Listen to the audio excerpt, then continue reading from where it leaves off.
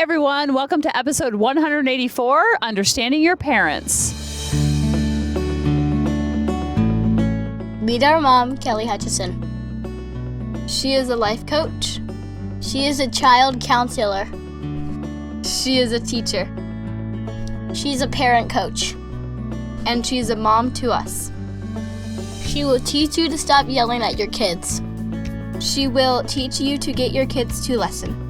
She will teach you how to never sleep with mommy guilt again. She will teach you how to be an imperfect mom, so you can help your kids be imperfect too. And have harmony in the home. So this episode has been I've been toying with for many, many, many months. And I say that all the time because I'm constantly thinking about you all and your kids and your families and watching things in our house and thinking about things that I used to do in the schools that work. And I kind of watch my kids like they're zoo animals. And now they're a little bit older, or a lot older. I can kind of ask for insight and what was going on there and what was happening there and what happened then and how did you respond when I did this, like during calm waters. It's harder to have those post-meltdown or post-argument talks when they're younger, but when they're older, you get a lot of good insight and you kind of learn how to dance together where you're still going to step on each other's toes, but you don't do it as much. And you can kind of know that they're kind of trying to step on your toes on purpose. And then you can kind of see when you're trying to step on their toes on purpose as well. So it's kind of fun when they get older because you're not so scared of the meltdowns and the tantrums and things like that because they still happen. And that's what I want to normalize for you as much as humanly possible. And they should be able to melt down and have tantrums and have emotions within their four walls because that's how they're going to learn how to figure it out and how to sort them out when they are in the quote unquote real world.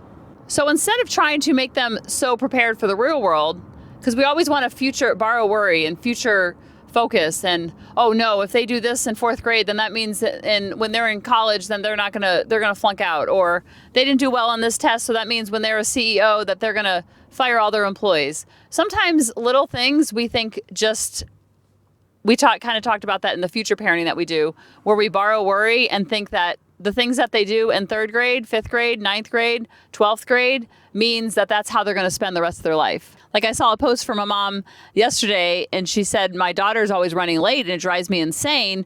She's going to be late to work and then she's going to get fired. And she was texting it as a joke to her daughter and she shared the text threads. And I said, just as a reassurance, and you might be listening if that was you, just as a reassurance, I was late all the time as a kid and didn't know my right from my left until I was like 25 years old. I mean, I honestly did, but I was going to say my you know what from the elbow. And I was, and I'm still pretty spacey, but I'm usually on time. So just as a reassurance, how they spend their childhood is not how they're going to spend their adulthood because they are going to figure it out. Whenever I start to borrow worry, I'm just like, they'll figure it out. They'll figure it out. Or I go in someone else's lane, I'm like, they'll figure it out. So just reassure that your kids will figure it out. With or without you, they're going to figure it out. And they're going to figure out what works for them because they're their own throbbing spirit and they have their own soul separate from you. And that kind of frees it up a little bit to have more fun. And then we just focus on our side of the street. So this is a topic that when we did the episodes entitled Your Parents Lied to You, I would say that's one of the most popular episodes that evoked the most emotion from everybody, including myself, because it is so much freedom. And if you haven't listened to it, go back and listen to it. And I will also give you a little summary today about what it's about. Because I listen to so much true crime, and sometimes I'll be listening to true crime, and they're like, if you haven't listened to my video going over the summary of this case, because they'll do like update videos, and then they'll say, the case of Sally and Susie, if you haven't listened and don't know the details, then go back and listen. I'm like, no, I just tell me the 411. I can probably figure it out. I don't want to go back and listen. I will go back and listen, but I can't do that right now because I'm in the shower or I'm on a run or I'm driving a car. I can't go find that episode. So rest assured, I will give you a brief summary. The brief summary I learned from Christine Hassler, who has an amazing podcast. So Christine Hassler teaches, and this is so powerful to know because we always talk about detachment. I asked one of you the other day, I'm like, what's been your biggest takeaway? You were on episode like 54, you know who you are. And I said, what's been your biggest takeaway so far? And you wrote back the most simple 3-syllable word. You wrote back detachment. And that is the most powerful thing that we can learn as parents is to detach our egos and to connect on our heart level. And when we have connection with our kids, they can feel it. They know it. It's not something we have to actually talk about. And so this is very freeing for a lot of people because this concept allows you to detach from your parents' opinions about you, positive or negative, meaning something about you and your worthiness and your value. It's very, very difficult to grow up in a family and grow up in a home where your parents have mental illness, they have addictions, they have their stuff. I think all parents have their stuff. And so then they project that onto you. And then because we're so little and we're so young and we're so impressionable, we take that as fact. So when we detach our egos, we learn how to do that. We see our child as a separate soul having a human experience. When our parents were growing up and raising us, they didn't know anything about egos. They didn't know about detachment. Children should be seen, not heard, was what was kind of taught back in the day. So it's very difficult to grow up in a home where there was abuse, mental illness, depression, anxiety, emotional incest that we talked about last week. That's very difficult to grow up in that environment because as a child, you're very impressionable and you think everything that they say is completely factual. And what Christine Hassler teaches is that our souls were connected to something much greater and bigger before we came onto this earth and onto this planet. So she talks about our connection being to God, to the universe, to source, whatever you like to call it. I literally picture myself like up in heaven, like Baby Boss. Was that the name of it? Or Baby Genius, Baby Boss? And they're sliding down those slides like chutes and ladders. And it's such a beautiful image to think about our souls being connected to something much greater and bigger than us. And then we just see ourselves as a soul having a human experience, and we see other people in our life doing the same thing. We can kind of see that as an adult, but when we're kids, we can't see that. So our souls are connected to God. And then we roll down on that slide and we come on, and then we have earthly mothers and earthly fathers. And those earthly mothers and earthly fathers had the same experience. They were once that baby in the hospital. And so the concept is our souls are connected to God.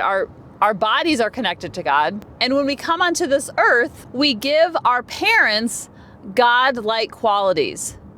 We think that same connection that we felt up in heaven, sliding down that slide, we think our parents are now God. They're now our earthly mother and our earthly father. And so it gets pretty tricky because we think that everything they say is the cat's meow. Everything is truth. But what's happening is the way that they feel about themselves, they're going to project onto you and then essentially brainwash you into thinking that what they're saying is factual. Now, if you had amazing parents that were healthy and well-adjusted and had their act together, then that's awesome. If you didn't have that, that's where the trouble starts. That's where we get all jammed up, that we think that what they said was factual, and then we spend our whole life and then we try to prove the opposite for the rest of our lives. That's why we have people pleasing. That's why people are spreading themselves way too thin, because they're trying to rob Peter to pay Paul, because they're trying to get worthiness and value from another soul, from another human, because maybe your parents didn't make you feel like you were the cat's meow. So then you're going around to all the other cat houses trying to find out if you are the cat's meow. Well, if my parents didn't like me, then that means I don't like myself. So now I need to have someone else like me. And so then we want 100% participation in the like me game. Do you see how exhausting that can be?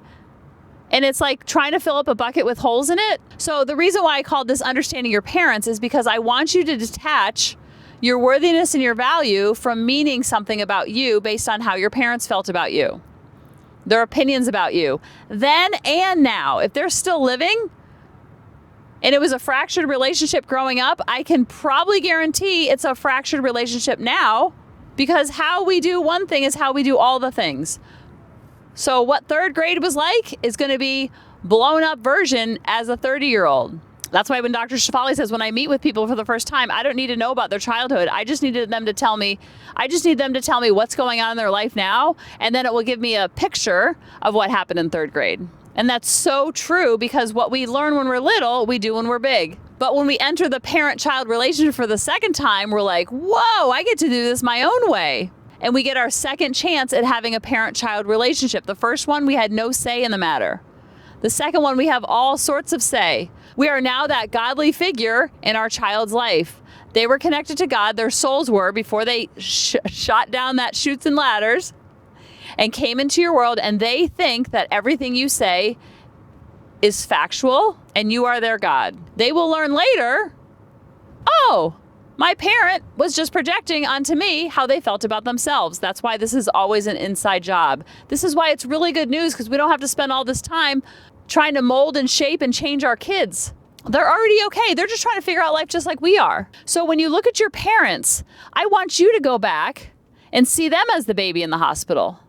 And then watch their childhood as you imagine it and how you envision it, based on their parents and the messaging and the brainwashing and the projection that was going on in their life while they were in third grade, while they were your child's age, while they were their own 10-year-old self.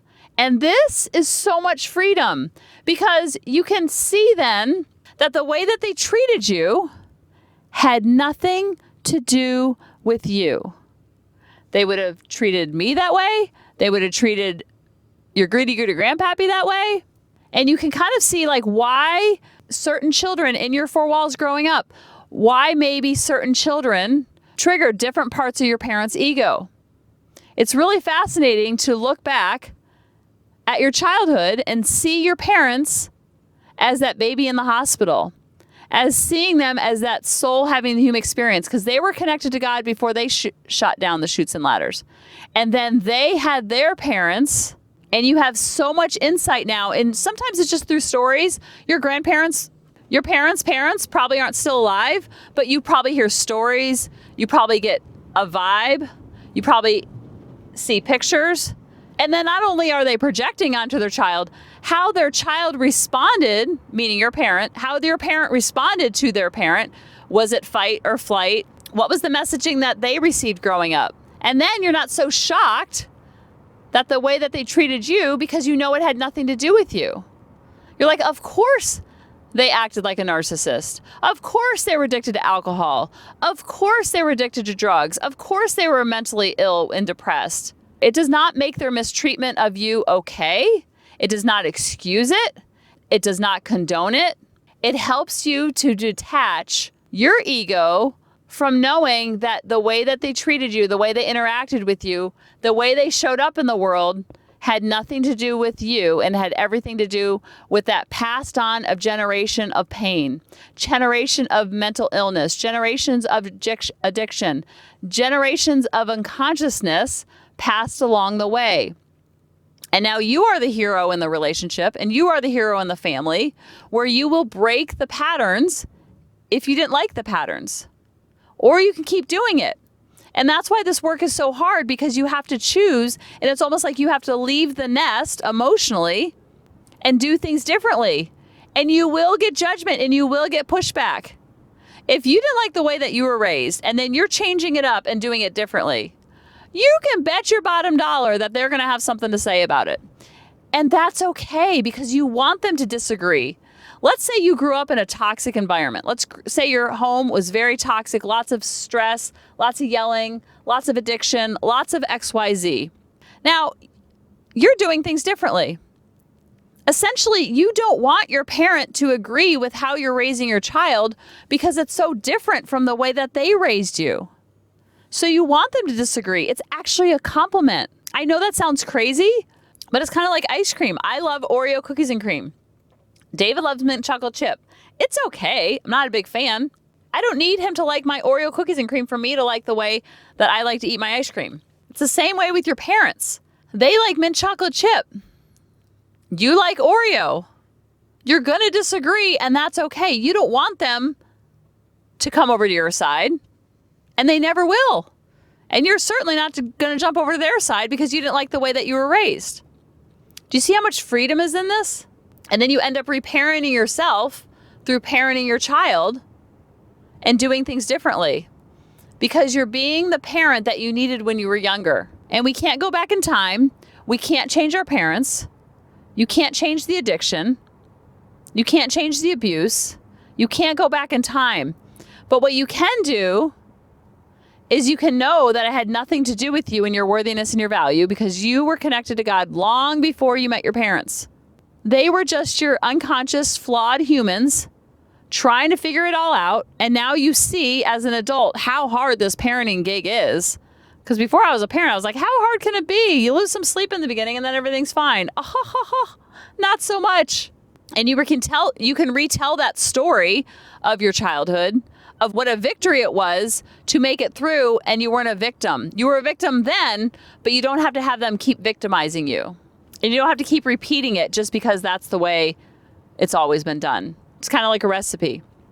I've talked about the tater tot hot dish before. I love the tater tot hot dish. I'm never going to add raisins to the tater tot hot dish. My dad, he'd probably include 5 boxes of raisins. He loves raisins and all the things. I'm going to pass that recipe on to my kids, and they can change it or they can keep it. But they get to decide. You were passed on the tater tot hot dish. You can keep it the same or you can change it. You get to decide, because now we are grown-ups. And when you step into emotional adulthood, it's very empowering. And a term Dave and I use all the time is we always say, I'm a grown ASS woman. I'm a grown ASS man. I'll figure it out. And we kind of take our power back. It's kind of like the big girl panties, big boy boxers. That same kind of terminology. It's like, I got this. I know how to figure it out. And your kids sense that confidence in you. And then you project that onto them. And then you're not needing them to fix you, because you're not broken and you never were. I'll say that again. You're not broken and you never were. Your parents weren't broken. They had broken hearts that they passed on to you. So if they were unkind to you or abused you, that's because of brokenness within them and their hearts, based on what they were taught, what they were learned, what they were brainwashed to think and believe. And just like a recipe, it's passed along the generations after generation. So detaching your ego is really powerful to do with our kids. It's always really powerful to do with your parents too, to see your childhood with your grown-up eyes and be like, that was messed up, but look at what a survivor I am. Look what I went through, and I'm still here. I went through some, and I'm still here. And I'm not repeating that. And be proud of yourself that you're not repeating it. Because it's very easy just to repeat it. That's probably what your parents did. And then you can see it with your grown-up eyes and your grown-up heart. And you can understand your parents from a grown-up point of view and not the little girl point of view or the little boy point of view. It doesn't make what they did okay. I can't stress that enough. It does not excuse it. It does not condone it. It was messed up. It was not okay. You were a victim. You didn't know any different. A lot of times that means you don't speak with them anymore, and that's okay. And just like I always say, we just have to see our parents as humans and not the big word of mom, a big word of dad. And same with your siblings. See your siblings as humans in this life. And if you want to have a relationship with this human, then have a relationship with this human. But so many times, and so many clients that I work with put so much meaning on the word brother or sister or uncle or cousin or mom or dad or stepdad or stepmom. And then it gets all jumbled up and we lose all sense of boundaries because of the title of the relationship versus looking at them as another human. And then when you see them as humans, as babies in the hospital, as souls having a human experience, from that spot, you make a decision if you want to have a relationship. And what does that relationship look like? And how are we going to dance together? Is it a win-win for me? Is it a win-win for them? Is it a want match for me? And is it a want match for them? And if it's not a want match for them, that's okay. Because not everybody's going to be a want match. It has to be a two-way street. It's like having another baby. It has to be two strong yeses. You can't have one kind of yes. Okay, yeah, maybe. And then I'm going to wing it. It has to be two resounding yeses. And it's a want match for both of you. When you can understand your parents from a grown-up point of view, you can detach your ego and see your childhood as messed up, as awesome, and all of in between. Because everybody's childhood is a little bit of all of that. It's all 50-50. And just like your kids are going to have their 50-50 experience. And you're showing up and you're doing your best. You're not trying to be perfect, because then you allow them to show up, do their best, and not be perfect. It takes the pressure off your shoulders that they're going to have their experience with or without you. And you just have to focus on your side of the street. And it takes the pressure off. And when there's less pressure, there's more harmony. And that's always the goal, is to have more harmony in the home. I love you guys, and I'll talk to you next week. Bye-bye. Hey mamas, thanks for listening. If you had any ahas, clicks, or those lightning bolt moments while listening, you have to check out my free parenting bootcamp, where we take all of this to the next level and we try to create even more awakenings for ourselves so that we can connect more with our kids and never yell at them again. You can sign up at www.coachingkelly.com. And if you really want to fill up my love cup, send me an email of what your aha was, what your click was, what was that lightning bolt moment while you were listening. I want nothing more in life than for you to have harmony in your home and to learn how to be an imperfect mom like me, which allows your kids to be imperfect too, each and every day. Thanks for listening.